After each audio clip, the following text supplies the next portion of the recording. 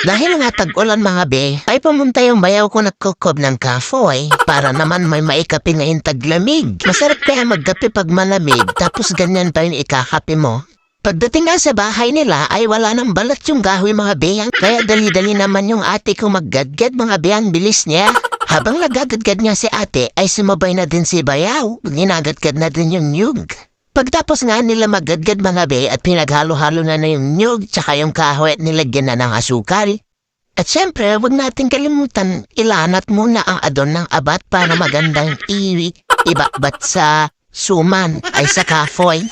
Ay ang bilis sinunatan yung mga adon mga be, kaya naman simulan na ang pagbabat guys. Ganito lang naman ang magbabat ng kafoy guys, mabilis lang naman siyang gawin. Kinamay na pala ni ate, hindi na siya gumamit ng kutsara. Pero okay lang yan kasi kami lang naman ang kakain, wala namang maarte sa amin. At para makakain agad tayo ng suman ng mga be, ay tinulungan ko na nga si ate para matapos agad. Yung magbabat, wala na nga pala si Bayaw dyan kasi tinawag may gagawin daw. Kaya kami lang ni ina ate tapos yung anak niyang mapulit na si Dian. Siya din yung kasama ko na kumuha ng mais na gumawa kami nun ng har blanco. Ngayon, kasama na naman namin ni ate habang gumagawa ng suman. Ang kulit niya talaga dyan. Pagtapos nga, inilagay na ni ate sa kaldero para italad na natin. Doon namin italad dito sa paborito ni ate na lutuan. Ayan, tignan nyo guys, muulan naman talaga dyan. Ang lamig talaga. Kaya nakatalad na yung ating suman guys. Antayin natin yan after 1 billion years. Ay siguro hindi naman abot ng 1 billion, mga 100 million lang. Charap!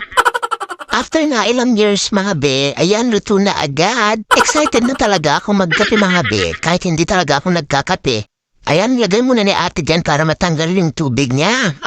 After nga natanggal yung mga tubig niya guys, ayan nilagay na ni ate sa parang tapan. At sobrang mainit nga naman talaga dyan mga be. Pero matapang ang ate ko, kayang-kaya niya talagang mainit.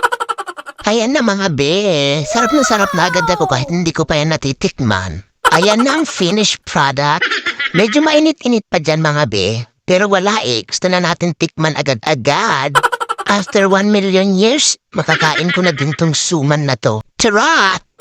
Ang sarap talaga mga be. Medyo sticky nga pala ang kahoy na yan kasi ito talaga yung kahoy na maganda. Tingnan niyo ang kulay niya dilaw. Yan talaga yung kahoy na masarap daw pag kulay dilaw daw yung yung kulay.